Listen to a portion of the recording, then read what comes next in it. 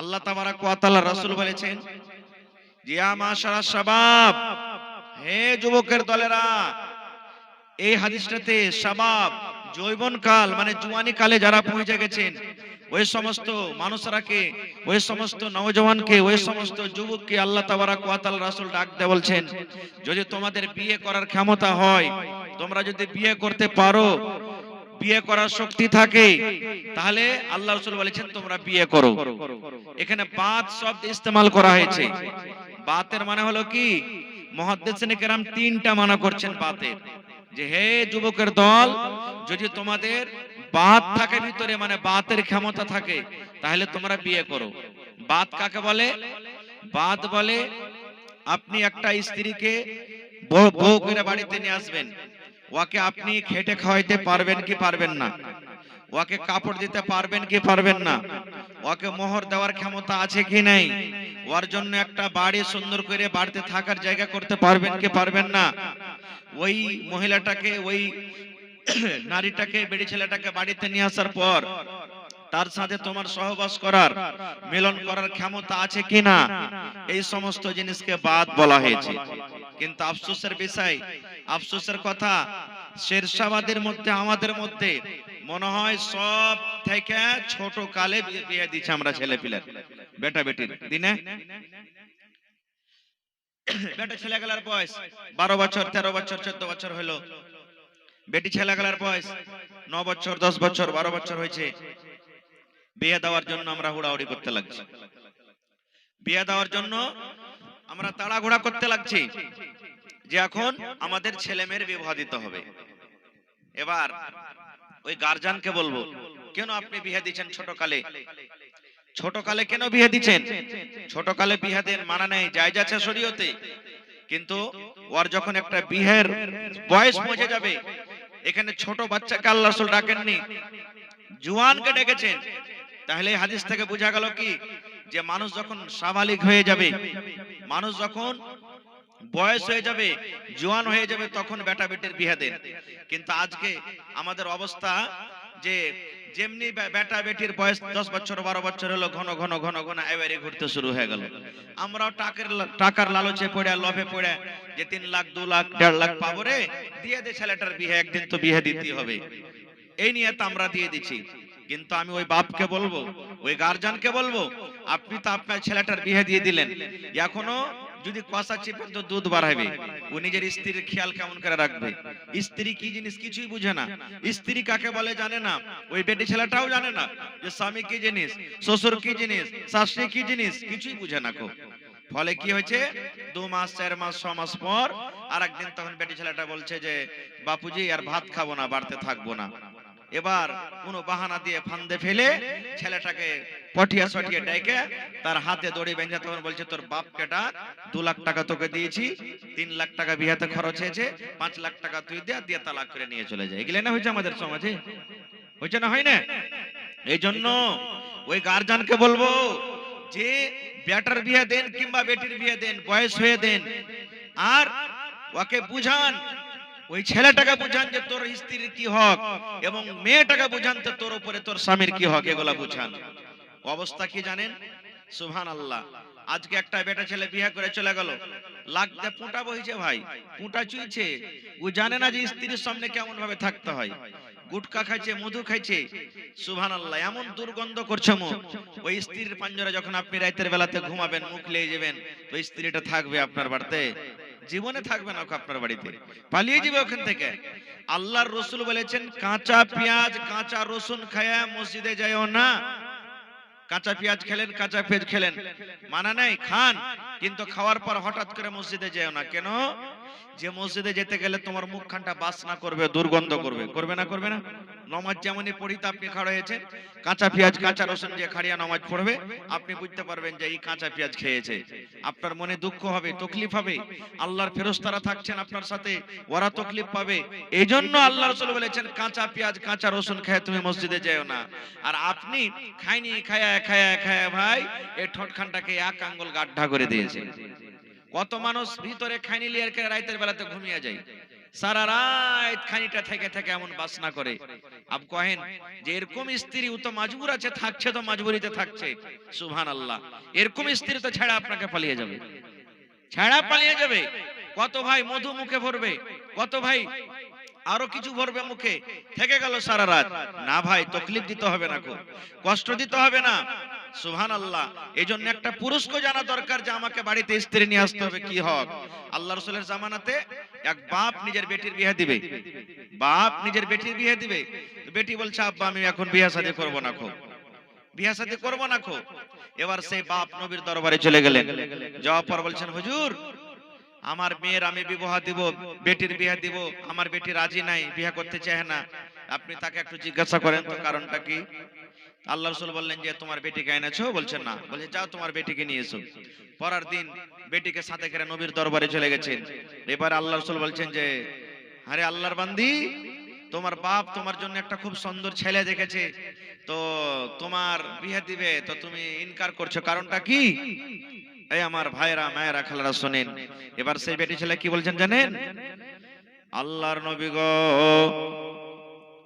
বাপ আমার বিয়ে দিবে, আমি রাজি হয়ে যাব গো নবীজি, কিন্তু বিয়ে করার আগে একটা জিনিস আমার দরকার আছে, একটা জিনিস আমি জানতে চাই। আল্লাহ রাসূল বললেন ও আল্লাহর বান্দি, কি তুমি জানতে চাও, কি তোমার দরকার রয়েছে বলো। এইবারে সেই বেটি ছেলে বলছেন আল্লাহ নবী গো, আমি একটা মেয়ে ছেলে মানুষ, হয়তো আমার বিয়ে হয়ে গেল, ধরেন আমি শ্বশুরের বাড়ি আমি চলে গেলাম, বিয়ে করার পর যে আমার স্বামী আছে আমাকে নিজের বাড়িতে নিয়ে চলে গেল, তার বাড়িতে যাওয়ার পর আমার স্বামীর আমার উপরে কতটুকু হক রয়েছে গো আল্লাহর নবী, আমার স্বামীর কতটুকু আমাকে কথা মেনে চলতে হবে, আমার স্বামীর আমার পরে কতটুকু হক রয়েছে, আমার স্বামীর কতটুকু কথা আমাকে শুনতে হবে, একটু দয়া করে বলে দেন। এ আমার মায়েরা খালারা শুনেন, এইবারে আল্লাহ রাসূল বললেন মহিলা,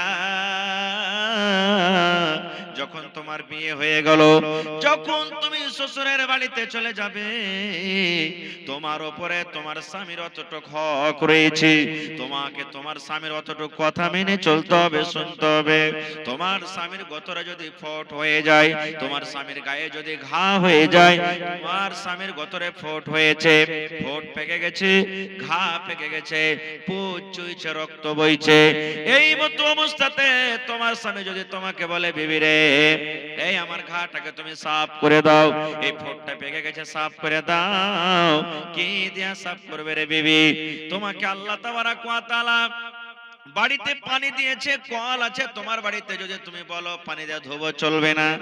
আল্লাহ রাসূল বলছেন মহিলা, তোমার স্বামী যদি তোমাকে বলে এই আমার বিবি, ও আমার স্ত্রী, তুমি শুনে নাও, পানি দিয়ে সাফ করতে হবে না, তুলা দিয়ে সাফ করতে হবে না, কাপড় দিয়ে সাফ করতে হবে না রে বিবি, আল্লাহ রাব্বুল আলামিন তোমাকে জিহ্বা দান করেছেন, ওই জিহ্বা দিয়ে জিহ্বা দেন, সুবহানাল্লাহ।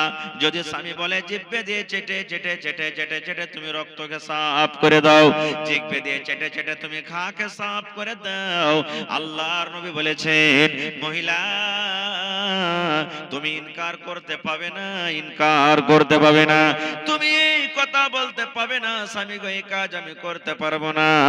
আল্লাহ রাসূল বলেছেন তোমার স্বামী যদি বলে বিবিরি জিহ্বা দিয়ে চেটে চেটে চেটে তুমি ঘাকে সাফ করে দাও, আল্লাহ রাসূল বলেছেন তোমাকে জিহ্বা দিয়ে চেটে চেটে চেটে তোমাকে সাফ করতে হবে। এগুলা কোথায় শিখবে, কখন শিখবে? বিয়ে করার আগে শিখতে হবে। কত ভাইকে দেখবেন ও চকে রসগোল্লা খেয়েছে, হোটেলে ভাত খেয়েছে, বাড়িতে ভাত খেয়েছে, বাড়িতে শাক খেয়েছে, দাঁতে শাক লেগে আছে, দাঁতে ভাত লেগে আছে, দাঁতে গোশ লেগে আছে, এরকমই দাঁত নিয়ে এবার বিছানে ঘুমিয়ে গেল, স্ত্রীটা কষ্ট পাবে না? এই সমস্ত জিনিস জানতে হবে ভাই মুসলমান। তাহলে আল্লাহ তাবারাক ওয়া তাআলা যৌবন কাল দিয়েছে, যৌবন কালকে আপনাকে কাজে লাগাতে হবে। শুধু তা নয়, আল্লাহ নবীর জামানাতে একজন মহিলা দেখতে কালো, একটা বুড়ি মায় লোক আল্লাহ রাসূল কাছে বলছেন হুজুর আমি নামাজ পড়ছি, রোজা করছি, দান সাদকা খেরাত করছি, তেলাওয়াত করছি, যতদূর আল্লাহ আমাকে শক্তি দিয়েছে আমি আমল করছি, আমি কি জান্নাত পাবো না? একজন মহিলা এসে বুড়ি মেয়ে লোক এসে বলছেন হুজুর আমি নামাজ রোজা দান ধ্যান সব করছি, আল্লাহ কি আমাকে জান্নাত দিবে না? রে আমার মায়েরা খালারা শোনেন, যখন কথাটা শোনা পর এবারে আল্লাহ রাসূল বললেন, ও আল্লাহর বান্দি মহিলা শুনে নাও, আল্লাহ রাব্বুল আলামিন কোন বুড়া এবং বুড়িকে আল্লাহ জান্নাত দান করবেন না। কোন বুড়া এবং বুড়ি জান্নাতের ভিতরে যাবে না রে, জান্নাতের ভিতরে যাবে না। কোন বুড়াও জান্নাতে যাবে না, কোন বুড়িও জান্নাতে যাবে না। এই কথাটা শুনে ওই বুড়ি মেয়ে লোক লাগলো কাঁদতে। সুবহানাল্লাহ, আল্লাহ বুড়িয়ে গেছে বলে জান্নাত জাহান্নাম জান্নাত পাবো না, এত আমল সব বেকার হয়ে গেল। যখন তার মনটা খারাপ, কাঁদতে শুরু করেছে, এবার দয়ার রাসূল বললেন, ও আল্লাহর বান্দী শুনে নাও, ও আল্লাহর বান্দী শুনে নাও, তুমি মন খারাপ করিও না, তুমি কেঁদো না, কেঁদো না, তুমি তোমার মনটাকে খারাপ করিও না। আজকে তোমার বয়স 80 বছর আছে, আজকে তোমার বয়স 60 বছর আছে, আজকে তোমার বয়স 50 বছর আছে। যখন তুমি জান্নাতের ভিতরে যাবে, আল্লাহ যখন তোমাকে জান্নাত দেবেন, তখন তোমার বয়স 80 বছর হবে না, তোমার বয়স 100 বছর হবে না, তোমার বয়স 60 বছর হবে না, তোমার বয়স তখন সেই টাইমে সেই সময়তে 20 বছর হবে, 25 বছর হবে, 23 বছরকার তুমি যুবক যুবতী হয়ে তোমার বয়স যৌবন কাল থাকবে।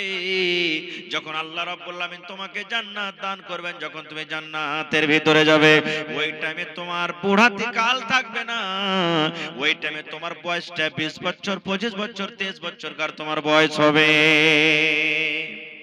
কেন? আল্লাহ তখন আর বুড়া করে আপনাকে দিবে না, জওয়ানি হালাতে আল্লাহ জান্নাতে পাঠাবে। কেন?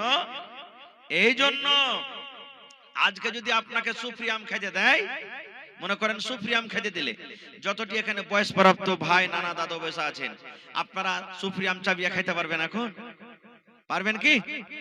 পারবেন না কো খাইতে? কড়া জিনিস একবারে পারবেন তো গুলগুলে, তা ওই গুলগুলের মধ্যে আঠিটা তো গুলগুলা হয় না, বিচ্চি গলা যে ভিতরে আছে, ওইগুলাকে আপনি দাঁতে লেড়ে চেড়ে খাইবেন। দেখবেন ইফতারির টাইমে কত ভাইকে দেখবেন যে বাদাম লিয়া ঘুগনি লিয়া বসেছে, আগতি 5 মিনিট আগে বসেছে, ঘুগনি যখন থালাতে দিবে তো ভেঙ্গা ভেঙ্গা ভেঙ্গা ভেঙ্গা ভেঙ্গা ওকে ছাতু করবে, তারপরে ইফতারির টাইমে খাবে। কেন? ও আর চাবাইতে পারবে না। এবার বুড়াতি কালে যদি আল্লাহ জান্নাতে দেয়, তো জান্নাতে কেলা আছে, জান্নাতে আম আছে, জান্নাতে সেব আছে, কত রকম ফল আছে। এবার কড়া ফল যদি আল্লাহ দিয়ে দেয়, তো বুড়া মানুষরা খাইতে পারবে? পারবে না। আরো মেলায় কারণ আছে। এই জন্য জান্নাতে মজা নিবে কারা? যুবকেরা। যুবক হয়ে আল্লাহ তাবারাক ওয়া তাআলা জান্নাত দান করবেন।